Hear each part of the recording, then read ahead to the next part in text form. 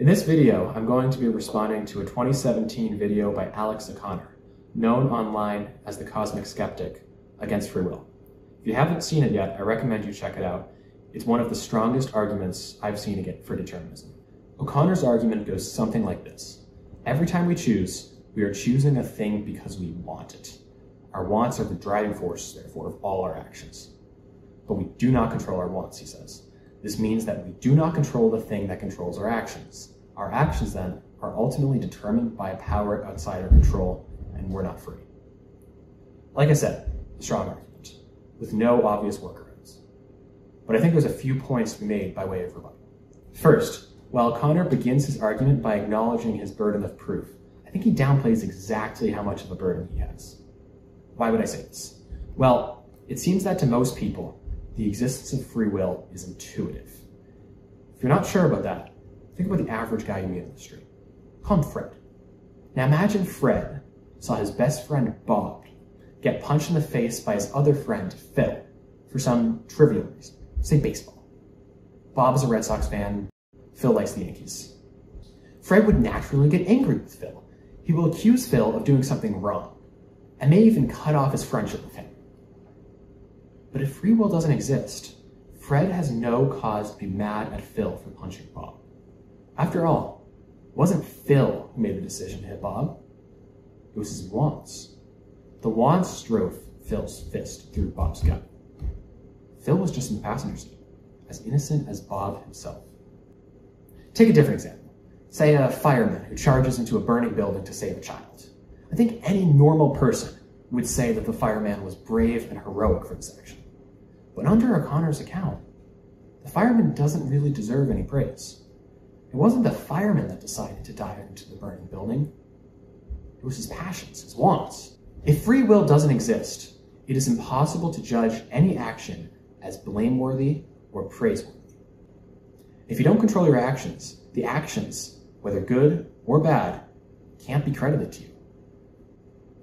But the vast majority of people praise and blame others based on their actions, as if the people they were praising were responsible for the deeds. While everyone might not explicitly draw this connection when congratulating or condemning people for their actions, the common practice of giving credit for people's decisions presupposes the existence of free will. And since this instinct to praise or to condemn people is near universal, the belief in free will, an intuitive, unstated belief in free will, must also be nearly universal.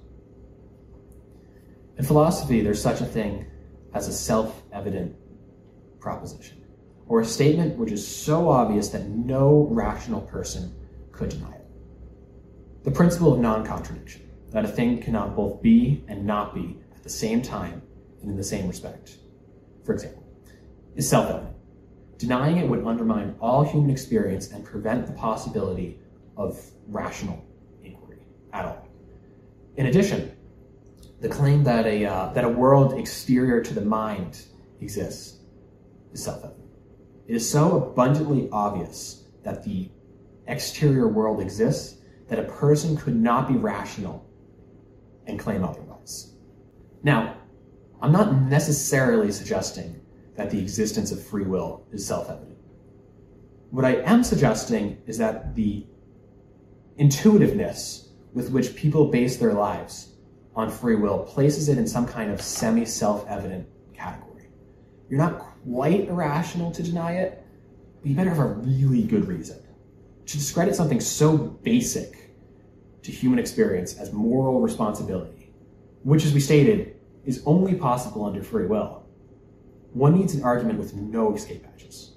If it turns out that there is a way to wiggle out of the conclusion of the argument, then we should take it, just so we don't have to arrive at the conclusion that determinism is true. So is there a way to escape O'Connor's conclusions? There is, but we will have to go back to the beginning to understand it. Recall that O'Connor's argument was as follows. 1. If there's anything controlling your actions that you don't control, you are not free. 2. There is something controlling your actions that you don't control. your wants. 3. Therefore, you're not free. Now, there seems to be two entities present in O'Connor's analysis. First, there's your wants, which for O'Connor are feelings which you alter but can't be altered by you. Then there's you, the thing which O'Connor says can't control your wants. Now, I don't know this for sure, but I would assume that for O'Connor, you corresponds to something like consciousness or an awareness of self as self. Like I said, I'm not exactly sure what he means by the you, and it's not really that important for the argument I'm making, so I'm not going to dwell on it. But what I really don't see O'Connor talking about is the faculty of reason.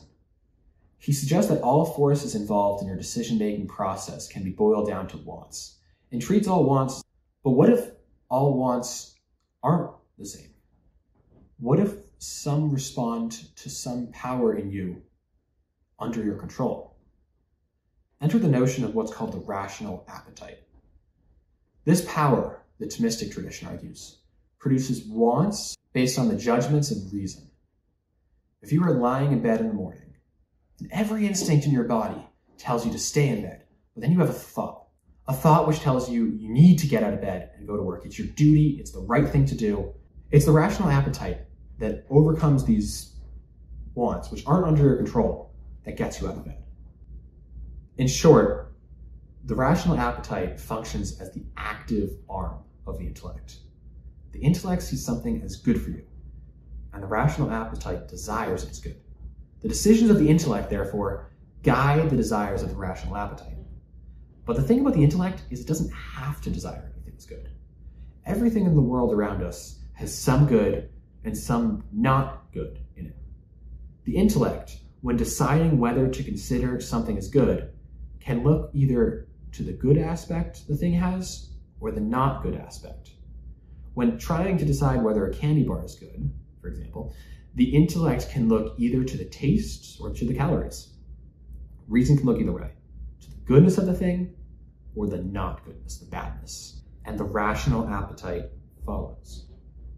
If the intellect doesn't have to see something as good for you, the rational appetite doesn't have to desire it. It's up to your reasoning whether you want it or not, and your reason's free. So while O'Connor lumps all your desires into the shared category of wants, there's really two notions contained in that terminology. There's irrational wants, which you don't control, and rational wants, which you do. So free will, it turns out, is really just a matter of subjecting your irrational wants to your rational wants. The stronger the rational wants over the irrational ones, the more free you are. This is one way of explaining the process of free will, one which requires a certain way of looking at the parts of the mind. While O'Connor might deny that the rational appetite even exists, the fact that it allows for the existence of free will, something that is, again, a reality implied by common experience, is itself a reason to accept the rational appetite as an anthropological truth. Better to acknowledge an additional faculty of the human mind than to deny a truth clear to sensory experience.